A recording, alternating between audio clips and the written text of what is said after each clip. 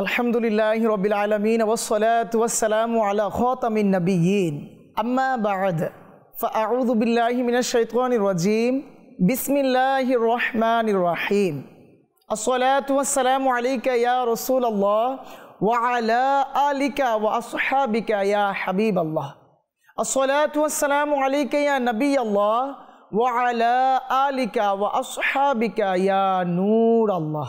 মাদিনী চ্যানেলের দর্শকবৃন্দ, যে যেখান থেকে আমাদের অনুষ্ঠান দেখছেন, দূরে কিংবা কাছে, দেশে কিংবা প্রবাসে, আপনাদের সবাইকে এক রাশ প্রীতি ও শুভেচ্ছা জানাচ্ছি। মাদিনী চ্যানেল বাংলার ধারাবাহিক অনুষ্ঠান সাহাবায়ে কেরাম আলিমুর রিদওয়ানগণের মাতাগণ নিয়ে আরও একবার উপস্থিত হয়েছি। আমরা বিগত পর্বে যেভাবে এক একজন সাহাবী এবং তাদের মায়ের আলোচনা আমরা শুনেছি, এই পর্বেও আমরা এর ব্যতিক্রম করব না। আসুন আমরা অনুষ্ঠানের শুরুতেই দুরূদ শরীফ পাঠ করার কি ফজিলত ও বারাকাত রয়েছে তা আমরা শ্রবণ করে নিই। তিরমিজি শরীফের এক আজিমুশান হাদিসে কারিমা, যেখানে আল্লাহর নবী রাসূল আরবি সাল্লাল্লাহু আলাইহি ওয়াসাল্লাম ইরশাদ করেন যে হাদিসে কারিমার উপর আমল করার বদৌলতে আমরা হয়তো কাল কিয়ামতের মাঠের ভয়াবহতা থেকে বেঁচে থাকার এক পাথেই খুঁজে পাব। আল্লাহর নবী রাসূল আরবি সাল্লাল্লাহু আলাইহি ওয়াসাল্লাম ইরশাদ করেন, যে ব্যক্তি দুনিয়াতে যত বেশি আমার শানে দুরূদ শরীফ পাঠ করবে, সেই ব্যক্তি তত বেশি কাল কিয়ামতের মাঠে আমার কাছাকাছি থাকবে। সুবহানাল্লাহ। প্রিয় ইসলামী ভাইরা, একবার একটু ভাবার চেষ্টা করি, আজকে যখন গরম চলে আসে, চারপাশে যখন এক অসহ্য যন্ত্রণা চলে আসে, তখন আমি আপনি একটু সাহারা খোঁজার চেষ্টা করি, একটু ছায়া খোঁজার চেষ্টা করি। কাল হাসরের মাঠে কোথায় যাব? কোথায় থাকবে সেই আশ্রয়স্থল? কোথায় পাবো সেই ছায়া? একমাত্র আল্লাহর নবী রাসূল আরবি সাল্লাল্লাহু আলাইহি সাল্লামের প্রতিবেশিত্ব হাসিলের মাধ্যমে আমাদের ওই মুসিবত দূর হবে। আর ওই মুসিবত দূর করার জন্য কত সুন্দর পদ্ধতি, অধিক হারে দুরূদ শরীফ পাঠ করা।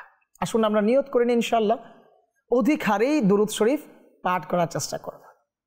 আসুন আমরা আরও একবার এই প্রোগ্রামকে সুসজ্জিত করার জন্য দুরূদ শরীফ পাঠ করে নিই। সাল্লু আলাল হাবিব সাল্লাল্লাহু তাআলা আলা মুহাম্মদ সাল্লাল্লাহু আলাইহি ওয়াসাল্লাম। মাদিনী চ্যানেলের দর্শকবৃন্দ, আমরা আমাদের ধারাবাহিক প্রোগ্রাম সাহাবীদের মাতাগণ, এই অনুষ্ঠানে মাদের মর্যাদা, ইসলামে মায়েদের ভূমিকা, কিভাবে এক একজন মা তাদের সন্তানদেরকে সাহাবীদের অন্তর্ভুক্ত করিয়েছেন, কিভাবে এক একজন সন্তান তাদের পিতামাতাকে দ্বীন-ই ইসলামের পথে ধাবিত করেছেন, এক একজন সন্তানের কি ভূমিকা ছিল ওই যুগে, ওই সোনালী যুগে এক একজন মায়ের ভূমিকা কী ছিল। আজকেও আমরা এক মহান মহিয়সী নারীর আলোচনা করতে যাচ্ছি, যিনি শিখিয়েছেন সন্তান গড়ার প্রকৃত অর্থ, যিনি শিখিয়েছেন ধৈর্য, প্রজ্ঞা আর সাহসিকতার অনন্য নিদর্শন।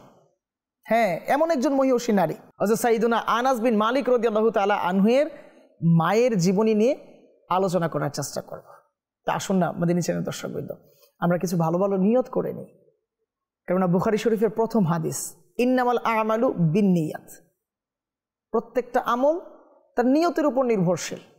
আমরা কি নিয়ত করছি, আমি যে আমলটা করছি এই আমলের পিছনে আমার নিয়ত কি, আমি কি চাচ্ছি, আমার উদ্দেশ্য কি, সেটাকে আগে যাচাই করে নেওয়া। তা আসুন আমরা নিয়ত করি, এই অনুষ্ঠান আল্লাহ এবং তার রাসূল সাল্লাল্লাহু আলাইহি ওয়াসাল্লামের সন্তুষ্টির অর্জনের উদ্দেশ্যে দেখব, শুনবো, এর উপর আমল করার চেষ্টা করব, অপরের নিকট পৌঁছানোর চেষ্টা করব।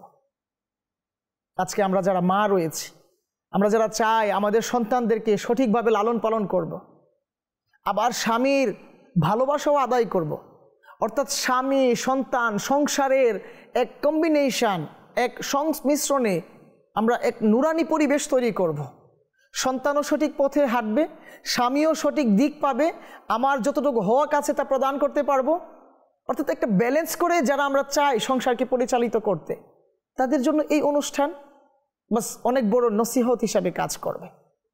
তাই আসুন আমরা আমাদের কাজকর্মকে দূরে ঠেলে দিয়ে আমরা এই ধারাবাহিক অনুষ্ঠান মনোযোগের সাথে দেখার এবং শ্রবণ করার চেষ্টা করি।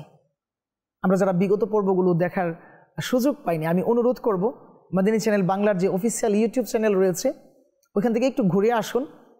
ইনশাআল্লাহুল কারীম অনেক ভালো কিছু তথ্য, দিক নির্দেশনা, জীবন সংসারকে পরিচালনা করার এক সঠিক রুটম্যাপ আপনি পেয়ে যাবেন ইনশাআল্লাহ। আসুন আমরা এই মহিয়সী নারীর নাম, ওনার বংশ পরিচয়, হ্যাঁ, ওনার ইসলামে কী কী অবদান রয়েছে, এই সম্পর্কে জানার চেষ্টা করি। সাল্লু আলাল হাবিব সাল্লাল্লাহু তাআলা আলা মুহাম্মদ সাল্লাল্লাহু আলাইহি ওয়াসাল্লাম। আমরা যে মহান মহিয়সী নারীর আলোচনা শুনতে যাচ্ছি, যিনি ছিলেন ঈমানের শক্ত দুর্গ, সন্তানের প্রকৃত শিক্ষিকা, সাহসী নারী, স্বামীর অনুগত্যশীল স্ত্রী, ওই মহিয়সী নারী আর কেউ নয়, হযরত সাইয়্যিদাতুনা উম্মে সুলাইম রাদিয়াল্লাহু তাআলা আনহা। হ্যাঁ, হযরত সাইয়্যিদাতুনা উম্মে সুলাইম রাদিয়াল্লাহু তাআলা আনহা, আপনি ঠিকই শুনেছেন। উনি এমনই একজন নারী, উনি এমনই একজন মহিয়সী ব্যক্তি, যিনি ওই প্রাথমিক যুগে যখন ভয়াবহ পরিস্থিতি ছিল, যখন দ্বীনে ইসলাম লালনকারীদেরকে, দ্বীনে ইসলাম মান্যকারীদেরকে নানাভাবে অত্যাচার করত, নিজের পরিবার পরিজন, নিজেদের স্বামী, আরও কত কিছু, ওই দুঃসময়েও নিজেকে দ্বীনে ইসলামের পথে অটুট রেখেছে এবং নিজের সন্তানকেও দ্বীনে ইসলামের শিক্ষায় শিক্ষিত করেছে, যার বদৌলতে সাহাবী রসুল হওয়ার সৌভাগ্য পেয়েছে ওই সন্তান, যার বদৌলতে খাদিমে রসুল হওয়ার সৌভাগ্য অর্জন করেছে সেই সন্তান। অথচ আজকে আমার আপনার কথা যদি একটু খেয়াল করার চেষ্টা করি, আমিও তো মা, আমি কি করলাম, আমার সন্তানকে কি বানালাম, আদৌ কি তার দ্বারা দ্বীনে ইসলামের কোনো কল্যাণ সাধিত হচ্ছে কিনা, হওয়ার মতো আমি কোনো কাজ কিংবা পদক্ষেপ নিচ্ছি কিনা, জাস্ট এটা ভাবার চেষ্টা করো। উম্মে সুলাইম রাদিয়াল্লাহু তাআলা আনহার প্রকৃত নাম রুমাইসা। উনি আনসার গোত্রের এক মহিয়সী নারী। আনসার গোত্রের এই মহিয়সী নারী ইসলামের আলো নিজের হৃদয়ে ধারণ করেন যখন মদিনার অধিকাংশ মানুষ তাওহীদের দাওয়াত পায়নি। ওনার স্বামী মালিক ইবনে নজ্জার তখনও ইসলাম গ্রহণ করেনি, তার ঈমান দীপ্ত জীবন সঙ্গী হতে পারেনি। তাই উম্মে সুলাইম রাদিয়াল্লাহু তাআলা আনহা একাই নিজের জীবনে দ্বীন ইসলামকে লালন করেছেন এবং তার সন্তানকেও দ্বীন ইসলামের উপর অটল রাখতে চেষ্টা করেছেন, যার বদৌলতে তার স্বামীর পক্ষ থেকে অসহ্য যন্ত্রণা সহ্য করতে হয়েছে। প্রায়শই স্বামীর সাথে বিভিন্ন বিষয়াদি নিয়ে কথা কাটাকাটি হয়েছে। এক পর্যায়ে এই মহিয়সী নারীকে ছেড়ে ওই স্বামী চলে যায়। একবার ভাবার তো চেষ্টা করুন, চারপাশে রুক্ষ পরিবেশ, খাবার দাবারের এক করুণ অবস্থা, পরিবেশের এক করুণ অবস্থা, নিজেদের অভিভাবক বলতে স্বামী ছাড়া আর কে থাকে একজন নারী, আর ওই স্বামী সঙ্গ দেয়নি কেন?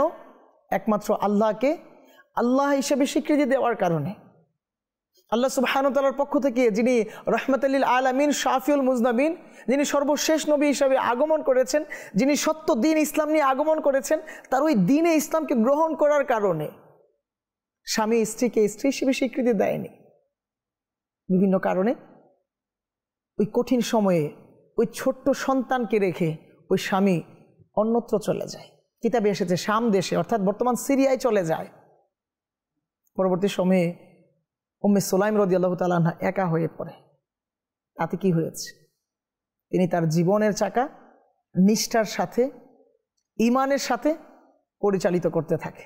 আমরা কুরআনুল কারীম ফুরকানুল হামিদের সূরা বাকারার কয়েকটি আয়াতে কারিমা আমরা প্রায়ই শুনি, ওই আয়াতে কারিমাগুলো, এর অনুবাদও শুনি, কিন্তু আমরা কখনো হয়তো ফিল করিনি, আমরা হয়তো কখনো বাস্তব উদাহরণ কারো মাঝে পাইনি যে আল্লাহ সুবহানাহু ওয়া তাআলা যেভাবে ঈমানদারদের কথা, ঈমানদারদের নিদর্শনাবলীর কথা কুরআনুল কারীমে বর্ণনা করেছেন, সেইভাবে কাউকে বাস্তবে করতে হয়তো দেখিনি। কিন্তু হ্যাঁ, এই মহিয়সী নারী যার আলোচনা আমরা শুনতে যাচ্ছি, যার জীবন বৃত্তান্ত আমরা শুনলাম, হযরত সাইয়্যিদাতুনা উম্মে সুলাইম রাদিয়াল্লাহু তাআলা আনহা, ওনার জীবনে যদি আমরা পর্যালোচনা করি, আমরা দেখি প্রতিটা পড়তে উনি রাদিয়াল্লাহু তাআলা আনহা আল্লাহ সুবহানাহু ওয়া তাআলার ওই আলিশান ফরমানগুলোকে মান্য করেছে। আসুন না আমরা ওই আয়াতে কারিমাগুলো আরও একবার নিজেদের সামনে নিয়ে আসার চেষ্টা করি, আরও একবার তিলাওয়াত করি, এর ভাবার্থ বোঝার চেষ্টা করি এবং বাস্তবে কিভাবে তা প্রয়োগ করতে হয়, একজন মা হিসাবে, একজন পুরুষ হিসাবে, একজন কর্ণধার হিসাবে কিভাবে এর উপর আমল করতে হয়। আসুন আমরা উম্মে সুলাইম রাদিয়াল্লাহু তাআলা আনহায়ের জীবনী থেকে তা আমলে নেওয়ার চেষ্টা করি। আউযু বিল্লাহি মিনাশ শাইতানির রাজীম। বিসমিল্লাহির রহমানির রহিম। ইয়া আইয়ুহাল্লাযীনা আমানু ইসতাঈনু বিস-সাবরি ওয়াস-সালাহ ইন্নাল্লাহা মা'আস সাবিরিন ওয়ালা তাকুলু লিমান ইউকতালু ফি সাবিলিল্লাহি আমওয়াত বাল আহইয়াউ ওয়ালাকিন লা তাশউরুন وَلَنَبْلُوَنَّكُمْ بِشَيْءٍ مِّنَ الْخَوْفِ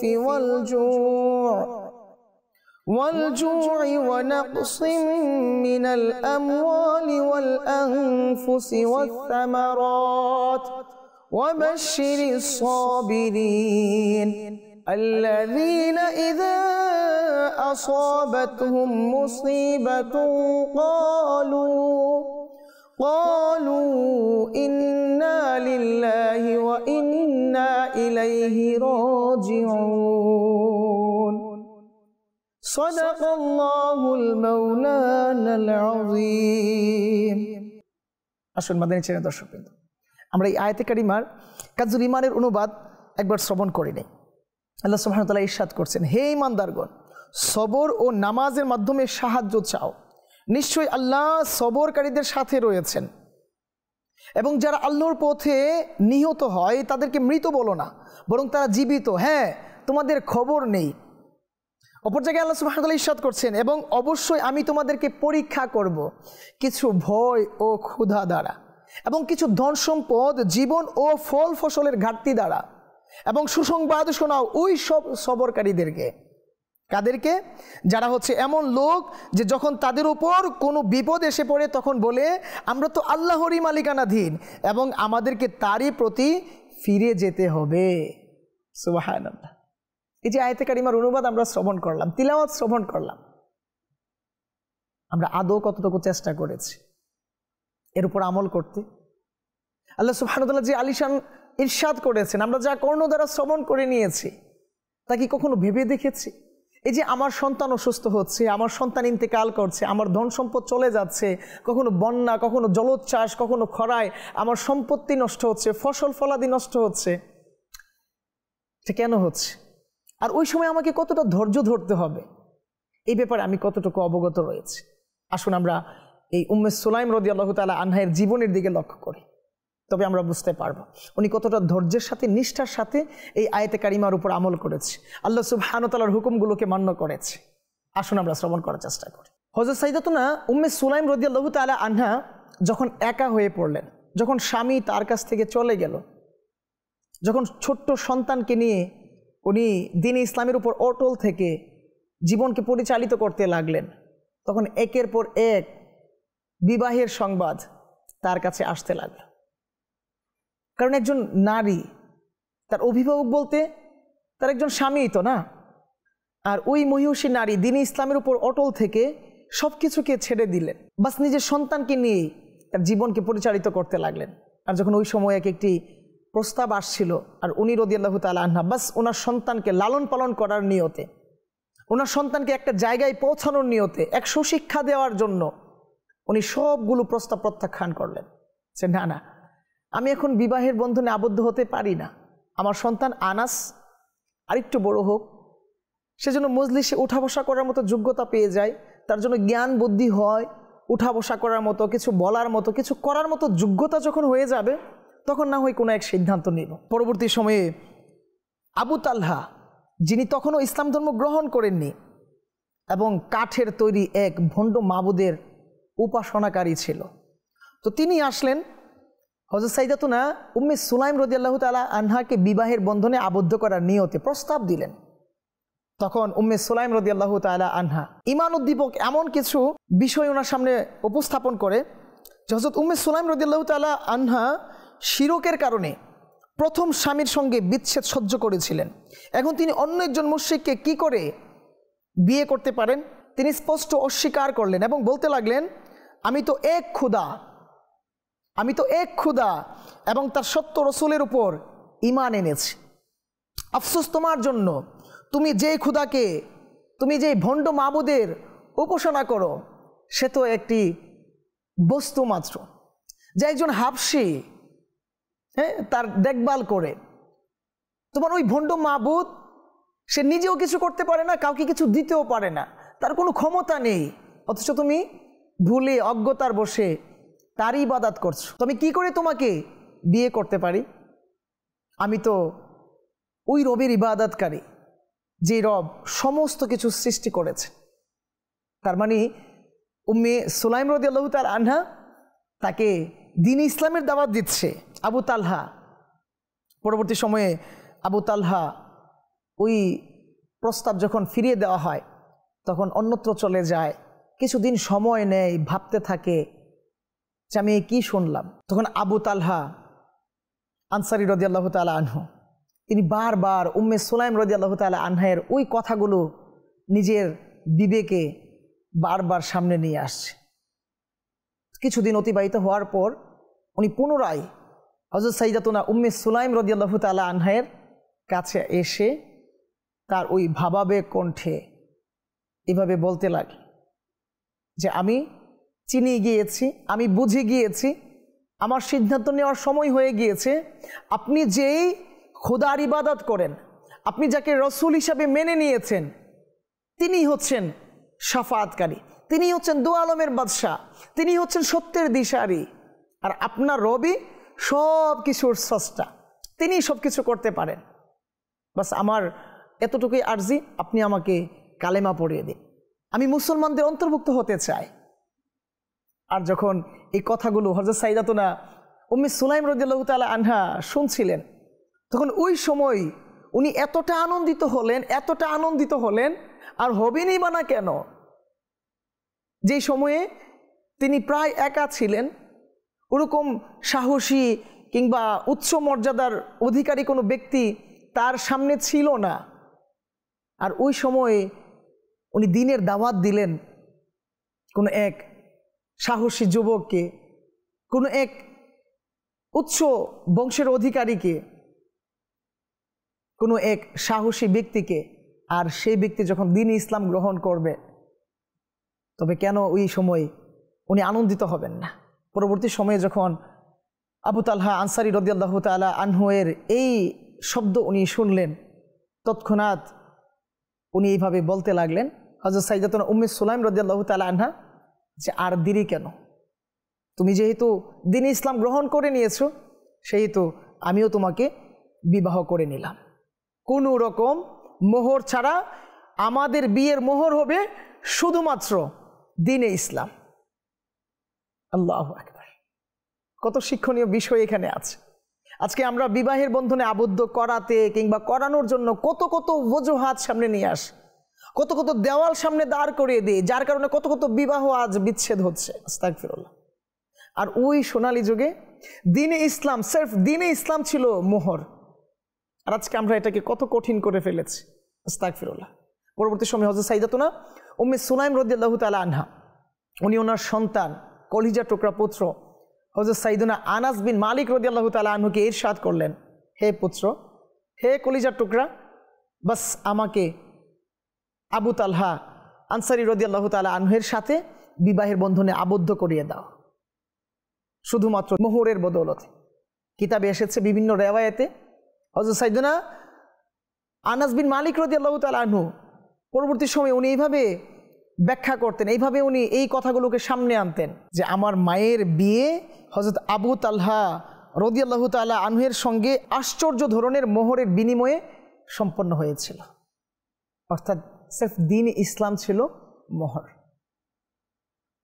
তো যখন আবু তালহা আনসারী রাদিয়াল্লাহু তাআলা আনহুর সঙ্গে হযরত সাইয়্যিদাতুনা উম্মে সুলাইম রাদিয়াল্লাহু তাআলা আনহার বিবাহের বন্ধনে আবদ্ধ হলেন, তখন তাদের ঔরসে আরও একজন সন্তান আসে। হযরত সাইয়্যিদুনা আনাস রাদিয়াল্লাহু তাআলা আনহুকে তো সেই 10 বছরই রাসূল আকরাম নূরে মুজাসসাম সাল্লাল্লাহু আলাইহি ওয়াসাল্লামের বারগাহে প্রেরণ করে দিয়েছেন খাদিম হিসাবে।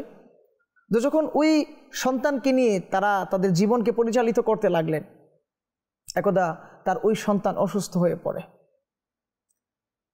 তো ওই অসুস্থতা অবস্থায় ওই সন্তান ইন্তিকাল করে। ওই ইন্তিকাল করা সন্তানকে উম্মে সুলাইম রাদিয়াল্লাহু তাআলা আনহা এত ধৈর্যের সাথে, এত প্রজ্ঞার সাথে কাফন দাফনের কার্য সম্পাদন করলেন, এক মুহূর্তের জন্য নিজের বুক ফাটা আর্তনাদকে প্রকাশ করেনি। স্বামী বাহিরে ছিল আবু তালহা রাদিয়াল্লাহু তাআলা আনহু। উনি দিন শেষে যখন বাড়িতে আসে, তখনও হযরত সাইয়্যিদাতুনা উম্মে সুলাইম রাদিয়াল্লাহু তাআলা আনহা তা প্রকাশ করেননি। উনি ওনার স্বামীর দেখভাল করতে লাগলেন, সেবা করতে লাগলেন, খাবার দাবারের ইন্তজাম করলেন, একটু আরামের ব্যবস্থা করলেন, স্বামীর দিল খুশি করলেন। পরবর্তী সময়ে কত আদবের সাথে, কত জ্ঞান উদ্দীপক ভাবার্থের সাথে হযরত সাইয়্যিদাতুনা উম্মে সুলাইম রাদিয়াল্লাহু তাআলা আনহা এইভাবে বলতে লাগলেন যে, শ্রদ্ধেয় স্বামী, যদি আপনার কাছে কেউ কিছু প্রদান করে, যদি অল্প কিছু দিনের জন্য কেউ আপনাকে কিছু দেয়, আর যদি ওই জিনিস ওই ব্যক্তি নিয়ে নেয়, তবে কি আপনি কষ্ট পাবেন? তখন আবু তালহা রাদিয়াল্লাহু তাআলা আনহু প্রত্যুত্তরে বলতে লাগলেন, কখনোই না, বাস ওনার জিনিস উনি নিয়ে গিয়েছে, তো এতে আমার কষ্ট পাওয়ার কি আছে। পরবর্তী সময়ে উম্মে সুলাইম রাদিয়াল্লাহু তাআলা আনহা কতটা ভালোবাসার সাথে, কতটা আদবের সাথে প্রকাশ করলেন যে আমাদের সন্তান আর এই দুনিয়ার বুকে নেই, অর্থাৎ তিনি ইন্তেকাল করেছেন। আর আল্লাহর নবী রাসূল আরবি সাল্লাল্লাহু আলাইহি সাল্লাম তার এই ঈমান উদ্দীপক ঘটনা, তার এই ধৈর্যের কথা শ্রবণ করার পর আল্লাহর নবী রাসূল আরবি সাল্লাল্লাহু আলাইহি সাল্লাম তাদের ধৈর্যের বদৌলতে এমন দোয়া দেয় যে, আল্লাহ তুমি তাদেরকে, অর্থাৎ আবু তালহা আনসারী রাদিয়াল্লাহু তাআলা আনহু এবং উম্মে সুলাইম রাদিয়াল্লাহু তাআলা আনহার ঘরে আরও সন্তান দান করো। পরবর্তী সময়ে আরও একজন পুত্র সন্তান আবু তালহা রাদিয়াল্লাহু তাআলা আনহুর ঔরসে জন্ম লাভ করে, আর যার মাধ্যমে আবু তালহা আনসারী রাদিয়াল্লাহু তাআলা আনহুর বংশ পরাক্রমা বৃদ্ধি পায়। তো একবার ভাবার চেষ্টা করি, আমিও একজন মা, আর আমিও তো আমার সন্তানকে লালন পালন করছি, কিন্তু সেটা কিভাবে করছি? আমার কাছেও বিপদ আসে, কিন্তু আমি ওই বিপদকে কিভাবে মোকাবেলা করি? আমারও সন্তান মাঝে মধ্যে অসুস্থ হয়ে যায়, কখনো কখনো হারিয়ে যায়, কখনো কখনো হয়তো কারো সন্তান ইন্তেকালও করেছে, কারো সাথে এরকম ঘটেছে, অ্যাভেলেবেল ঘটেছে, আমাদের সন্তান ইন্তেকাল করেছে, তখন আমাদের অবস্থা কী হয়? আর তারা কত নিষ্ঠার সাথে, কত ধৈর্যের সাথে এই সময়গুলোকে অতিবাহিত করেছে, তারা কত সুন্দরভাবে কোরআনুল কারীমের ওই আয়াতগুলোকে মান্য করেছে, এর উপর আমল করেছে। তো মাদানী চ্যানেলের দর্শকবৃন্দ, মাদানী চ্যানেল বাংলার এই ধারাবাহিক অনুষ্ঠান সাহাবাদের মাতাগণ, এই অনুষ্ঠানে মূলত আমরা চেষ্টা করি এক একজন সাহাবীর আলোচনা, তাদের মায়েদের জীবনের বিভিন্ন দিক নিয়ে আপনাদের সাথে আলোচনা করতে, যাতে করে আমরাও আমাদের জীবনে তা প্রয়োগ করতে পারি। কেননা আমরা তো চাই কল্যাণ, আর যদি কল্যাণ আশাই করি, সত্যিকার অর্থে কল্যাণ আশা করি, তবে সাহাবাদের জীবনী, সাহাবাদের মায়েদের জীবনী ছাড়া আমরা হয়তো মা হিসাবে নিজেদের জীবনকে পরিপূর্ণ করতে পারবো না, আমরা হয়তো সন্তান হিসেবে নিজেদের জীবনকে পরিপূর্ণ করতে পারবো না। তোমাদের চ্যানেলের দর্শকবৃন্দ, আমরা দেখতে দেখতে অনুষ্ঠানে প্রায় শেষের দিকে চলে এসেছি, সময় স্বল্প, আর আলোচনাটাও শেষ করা যাচ্ছে না। তাই আসুন না, আমরা আমাদের আগামী পর্বে আমরা হযরত সাইয়্যিদুনা আনাস বিন মালিক রাদিয়াল্লাহু তাআলা আনহুর জীবনের বিভিন্ন দিক এবং তার মায়ের জীবনের বিভিন্ন গুরুত্বপূর্ণ দিক নিয়ে আলোচনা করার চেষ্টা করি। আমরা নিয়ত করে নিই ইনশাআল্লাহুল কারীম আগামী পর্বে হযরত সাইয়্যিদুনা আনাস বিন মালিক রাদিয়াল্লাহু তাআলা আনহুর জীবনী এবং তার মায়ের ইসলামে যে কী কী ভূমিকা ছিল, কীভাবে দিনে ইসলামের কাজে উনি এসেছেন, আল্লাহ নবী রাসূল সাল্লাল্লাহু আলাইহি ওয়াসাল্লামকে কীভাবে সাহায্য করেছেন, কতটুকু আদব, সম্মান, ভালোবাসার সাথে আল্লাহ নবী রাসূল সাল্লাল্লাহু আলাইহি ওয়াসাল্লামের সাথে উনি সঙ্গ দেওয়ার চেষ্টা করেছেন, কখনো যুদ্ধের মাঠে, কখনো বিভিন্ন জায়গায়, কখনো নিজের সম্পদ দিয়ে, সন্তান দিয়ে, নিজের বুদ্ধি বিবেক দিয়ে, নিজের পরিশ্রম দিয়ে কিভাবে আল্লাহ নবী সাল্লাল্লাহু আলাইহি ওয়াসাল্লামের পাশে দাঁড়িয়েছেন, এই বিষয়গুলো না জানলেই নয়। তাই আসুন আমরা নিয়ত রাখি, আগামী পর্বে আমরা আমাদের প্রিয় সাহাবী হযরত সাইয়্যিদুনা আনাস বিন মালিক রাদিয়াল্লাহু তাআলা আনহু এবং তার আম্মু জান হযরত সাইয়্যিদাতুনা উম্মে সুলাইম রাদিয়াল্লাহু তাআলা আনহার জীবনের বিভিন্ন দিক নিয়ে আলোচনা করব। ততক্ষণ পর্যন্ত ভালো থাকুন, সুস্থ থাকুন, মাদানী চ্যানেল দেখতে থাকুন। সাল্লু আলাল হাবিব সাল্লাল্লাহু তাআলা আলা মুহাম্মদ সাল্লাল্লাহু আলাইহি ওয়াসাল্লাম।